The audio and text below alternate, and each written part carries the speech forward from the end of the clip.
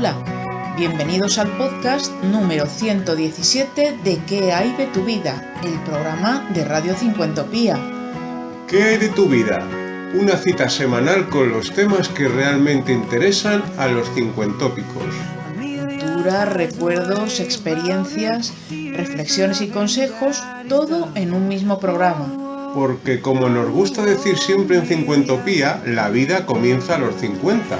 Y porque cada vez somos más y tenemos mucho que decir y que aportar. ¿Qué hay de tu vida? Un programa elaborado por el equipo de Viva Voz para Cincuentopía.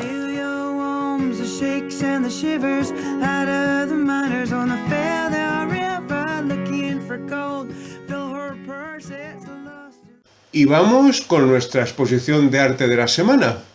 Esta vez nos centramos en León y acudimos al Museo de Arte Contemporáneo de Castilla y León, también conocido por sus siglas MUSAC. Muy buen sitio, el MUSAC, nos gusta el MUSAC. Allí nos encontramos ante una muestra dedicada al creador Valcárcel Medina. Y mucha atención, porque se trata de una exposición que concluye este próximo día 26 de septiembre. Quien desee verla deberá darse prisa. Últimamente nos coge el toro constantemente, sí. Charo. Sí, y además, la verdad es que un viaje a León siempre tiene una justificación, y qué mejor justificación que ir a León para ver una exposición. Me ha salido un pareado. Muy bien, muy bueno. Bueno, pues bajo el título Valcárcel Medina, Arquitecturas Prematuras, la muestra plantea una aproximación conceptual a la figura de este singular creador, cuyo nombre completo es Isidoro Valcárcel Medina y que nació en Murcia en 1937.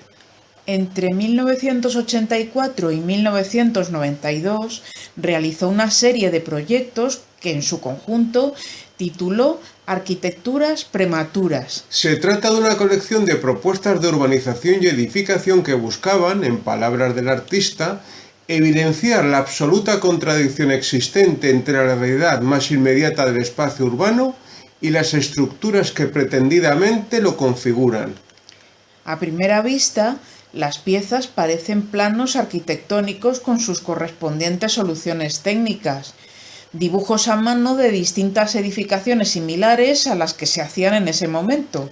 Es únicamente al detenerse a leer sus títulos, tales como Torre para Suicidas, Edificio para Parado o Colonia de Chabolas, cuando se percibe que no son proyectos al uso, sino más bien propuestas conceptuales o irrealizables, no por falta de desarrollo constructivo, sino porque necesitarían para ser viables otra época y otra mentalidad. En palabras de Valcárcel Medina, no eran proyectos puros, sino contaminados por orígenes sociales o culturales. Eran ideas que se expresaban arquitectónicamente, pero que podían hacerlo en otro lenguaje. El uso de los planos, y sobre todo de unos planos tan ortodoxos, es un recurso no menos irónico que las ideas mismas en ellos testimoniadas. En definitiva, son ideas que se expresaban arquitectónicamente, pero que podrían hacerlo en otro lenguaje. Comisariada por Cristín Guzmán y con la coordinación de Raquel Álvarez, la exposición da cuenta de una treintena de estos proyectos, entre ellos aquellos realizados para la ciudad de León. La muestra se completa con una nueva publicación dentro de la colección Arte y Arquitectura MUSAC, que será la primera que recoja los proyectos de Valcárcel Medina relacionados con la arquitectura. Pues ya lo saben todos los seguidores de ¿Qué hay de tu vida? Únicamente hasta este próximo 26 de septiembre, el MUSAC de León alberga la exposición dedicada al creador Valcárcel Medina, que lleva por título Arquitecturas Prematuras. Y la advertencia que siempre hacemos: en entornos cerrados hay que acudir pertrechado con la correspondiente mascarilla, cubriéndose la boca y la nariz, respetar las distancias de seguridad y estar atentos a las limitaciones de aforo que nos marcan los organizadores.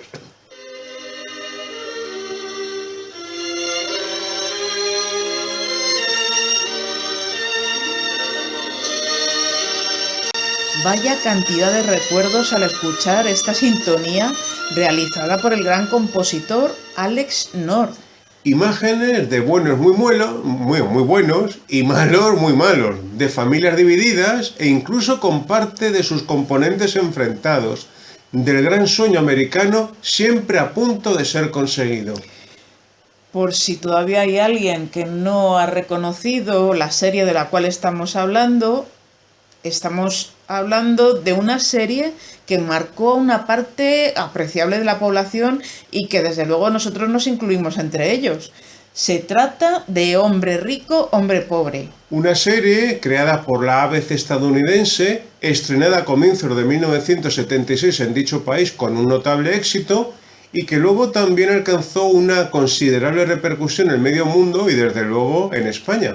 Desde luego, David, imposible no emocionarse con las andanzas de los componentes de la familia Jordas. Tom y Rudy con Julie Prescott, el amor de juventud de Rudy, y con el malvadísimo Falconetti. Sí, la serie se basaba en un libro de Irving Shaw, un autor que tuvo un gran éxito entre los años 50 y 80 y que con esta novela alcanzó el mayor de sus triunfos en número de ejemplares vendidos. Sin embargo, el guión correspondió a Dean Riesner, que era uno de los guionistas de cabecera de Clint Eastwood. Ahí está, por ejemplo, su intervención en buena parte de las películas de la saga sobre Harry el Sucio.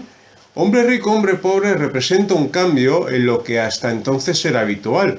Frente al telefilm característico que tenía un comienzo y un final en el mismo programa, aquí se optó por una serie de 12 capítulos en las que las tramas iban desarrollándose de modo paulatino hasta culminar en una apoteosis final.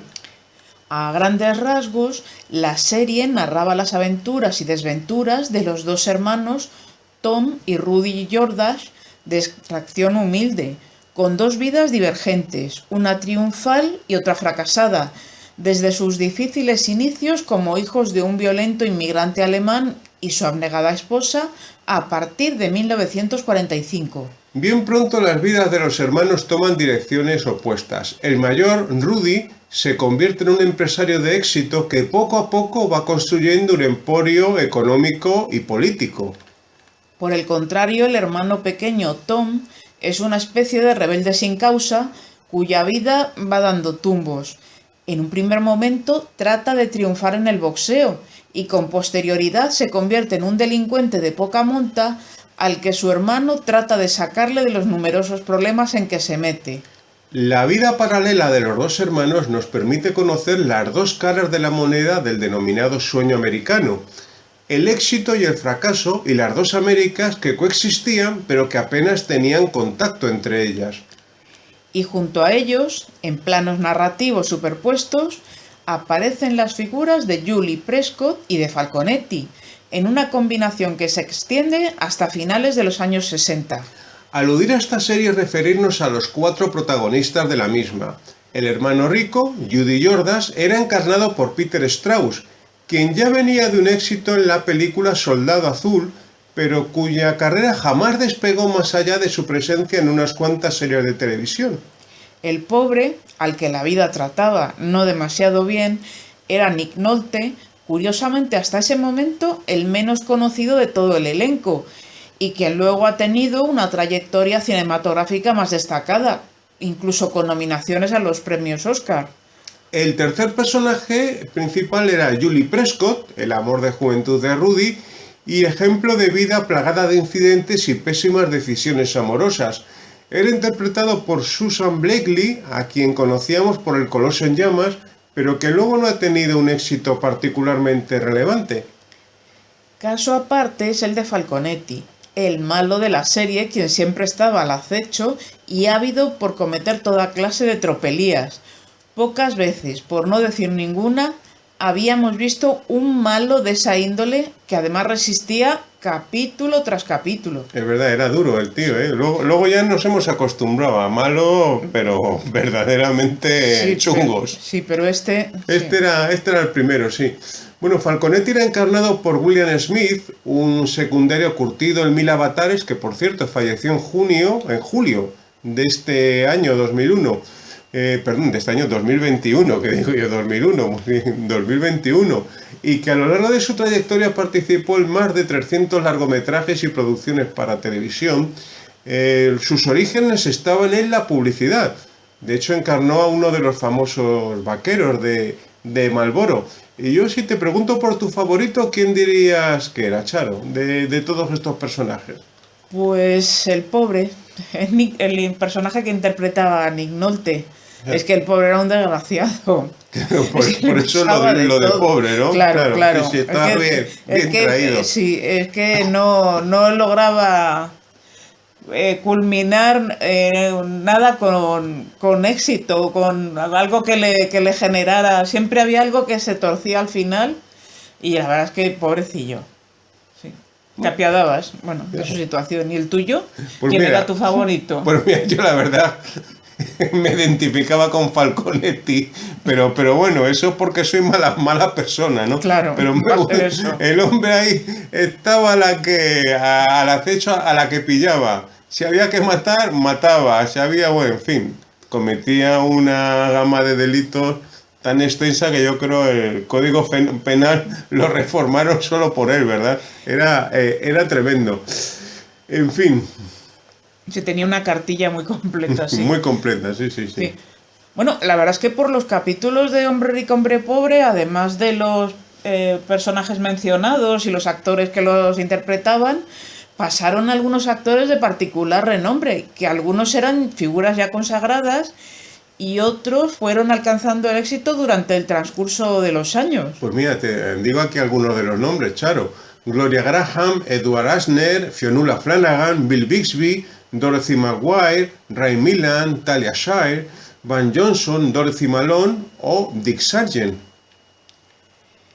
Ante el enorme éxito alcanzado, se planteó con posterioridad una secuela, pese a que la serie tuvo un final bastante cerrado. La secuela únicamente contó con la presencia de Peter Strauss y no tuvo apenas ninguna notoriedad. Hombre rico, hombre pobre, siempre en nuestro recuerdo.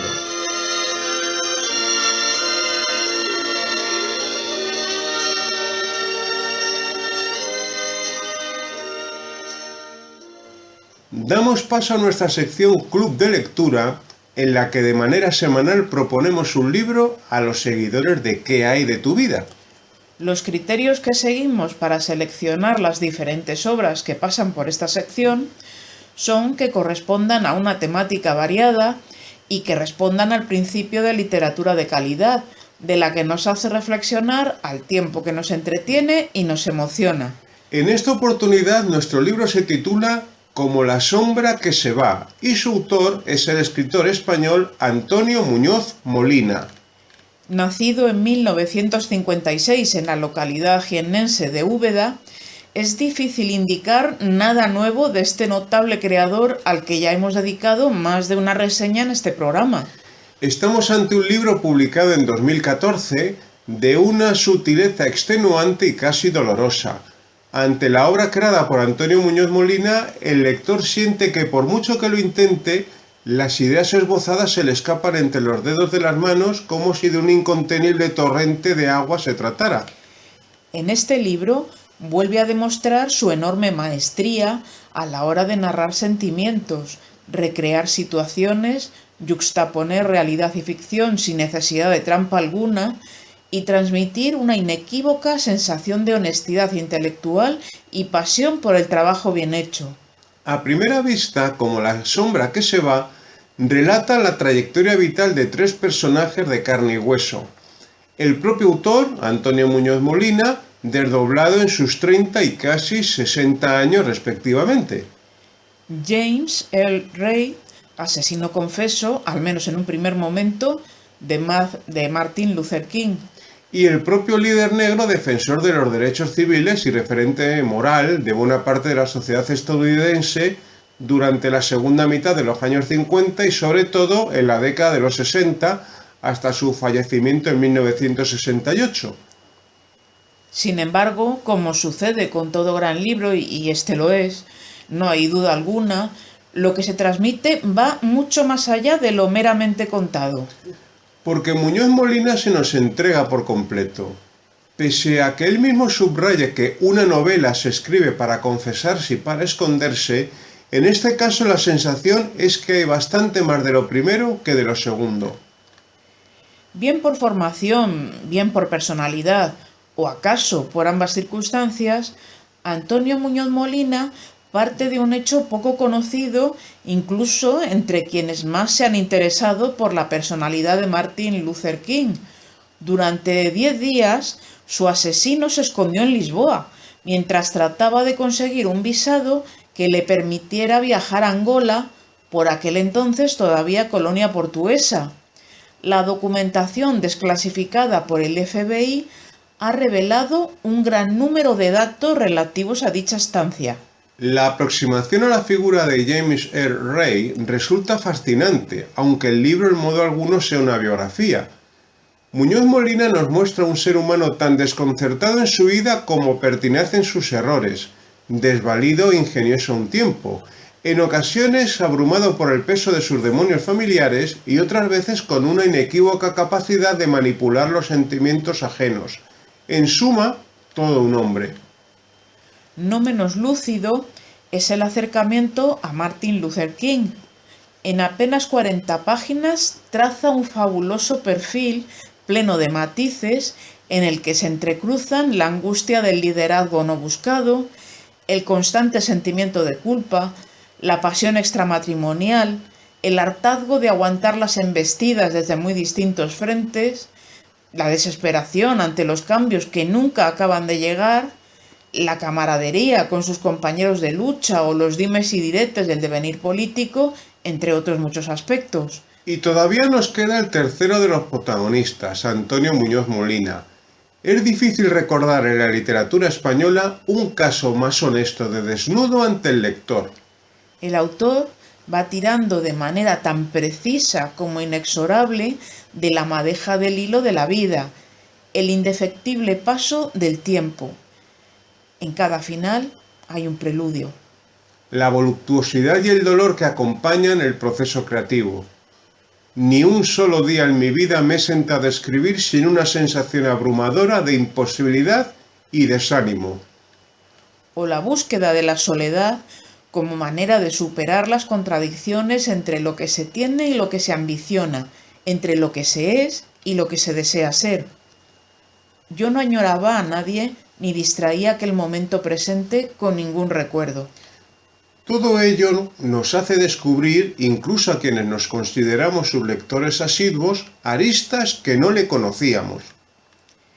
Pero el ajuste de cuentas de Muñoz Molina se produce desde un enfoque de marcado humanismo, de piedad por el ser humano, de comprensión ante las adversas circunstancias que conforman el devenir de algunos individuos. Por consiguiente, carece de la malignidad de Céline, de la desesperación de Genet o del nihilismo de Bernhard, sin perder por ello un ápice de profundidad. Como La sombra que se va, tiene también bastante de novela itinerante, que no de libro de viajes. Lisboa, Memphis y Granada forman un subyugador triángulo vital tan sugestivo en sus diferencias como apasionante en sus similitudes. Y al fondo otros escenarios no menos relevantes. Londres, Madrid, Puerto Vallarta, Toronto. Puede que la lectura del libro deje unas cuantas dudas, una circunstancia que siempre resulta fastidiosa, pero que también puede ser contemplada como un potente acicate para una posterior relectura, una vez que la obra haya reposado el lapso de tiempo suficiente. Tal vez tenemos la sospecha de que se nos escapa algo en cuanto a la magnitud del planteamiento del autor. Sabemos que no pueden dejar de ser tenidas en consideración algunas coincidencias en los perfiles de los protagonistas, pero desconocemos hasta qué punto son buscadas y en qué medida producto del azar. Pero más allá de todas estas consideraciones, lo cierto es que como La sombra que se va, nos propone una inmersión en el proceso de búsqueda de todos y cada uno de nosotros como sentimiento inmarcesible.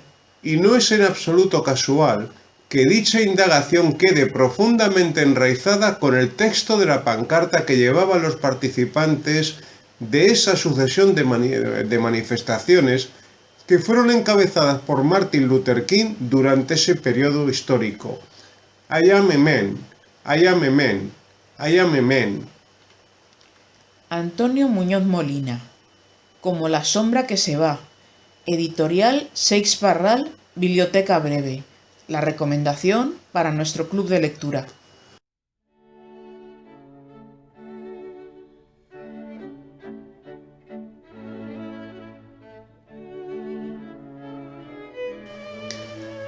Acorde final. Poema de Eunice Odio.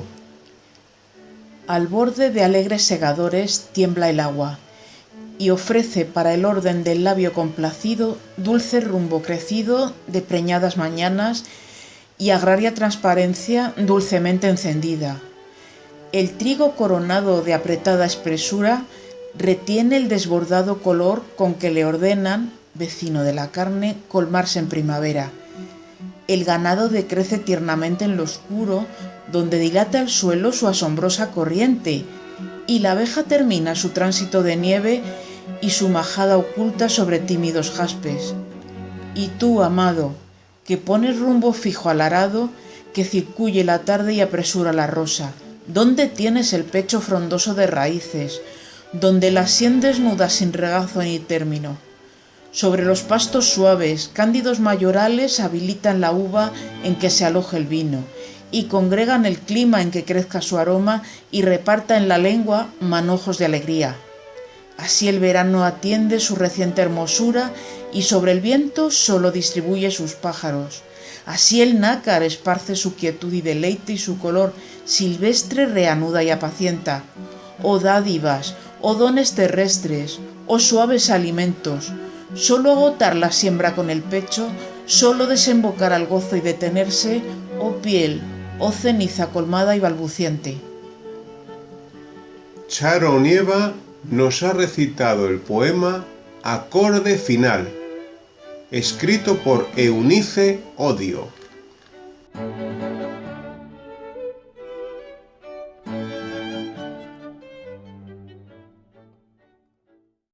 It's a miner's curse. Sit a million eyes away about her dearest love and daddy's daughter. Oh, oh. Hasta que ha llegado el podcast número 117 de ¿Qué hay de tu vida?